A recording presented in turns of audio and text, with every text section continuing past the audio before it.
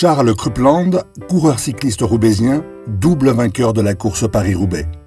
Fort, rapide et intrépide, il est surnommé le Taureau du Nord pour son gabarit et surtout ses sprints impressionnants. Vainqueur d'étapes sur le Tour de France en 1910 et 1911, il est accueilli par la ferveur populaire à la mairie de Roubaix. 1912, il remporte Paris-Roubaix en dominant au sprint Gustave Garrigou et devient le premier et unique Roubaisien à remporter l'épreuve.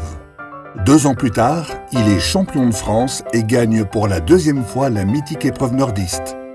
Mobilisé durant la Première Guerre mondiale, il est blessé 2 fois et il est décoré de la Croix de guerre en 1915. Souffrant de diabète, amputé des 2 jambes, quasiment aveugle et vivant dans une grande pauvreté, il meurt à Roubaix le 18 février 1955.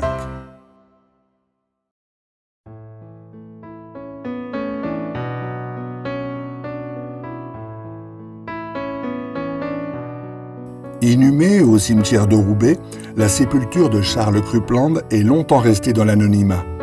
Henri Plancart a retrouvé la tombe du défunt et avec les amis de Paris-Roubaix, ils le mettent régulièrement à l'honneur, nettoient et entretiennent sa dernière demeure.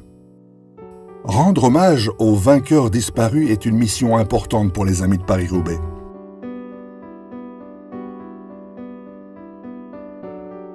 Il est important pour nous de rendre hommage à nos anciens comme Charles Krupland, parce qu'une société qui oublie ses anciens, elle perd tous ses repères, elle perd pied. On est sur la terre que pour un passage, c'est en fait un peu comme une course de relais, donc cette journée est très importante pour nous. En plus, Charles Krupland est le seul Roubaisien à avoir gagné Paris-Roubaix en tant que cycliste professionnel. Bien sûr, ça remonte dans les années 10. Mais on est très fiers d'avoir ce patrimoine ici, dans la ville de Roubaix.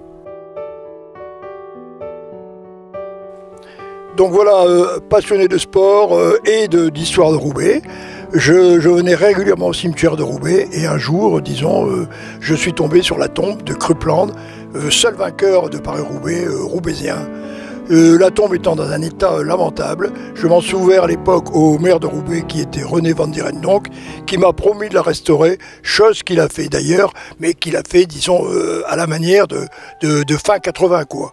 Mais depuis, bien sûr, on a Jacques Vasseur qui lui s'en est accaparé et qui le fait très très bien. Merci à Henri Plancart d'avoir retrouvé la tombe de Krupland. Et j'ai épousé la continuité de l'entretien, aidé par François, car nous avons mis 2 pavés, étant donné que Krupland a gagné 2 fois Paris-Roubaix. Et c'est avec plaisir que chaque année, à la Toussaint, je viens mettre des fleurs et de temps en temps passer pour donner un coup de nettoyage.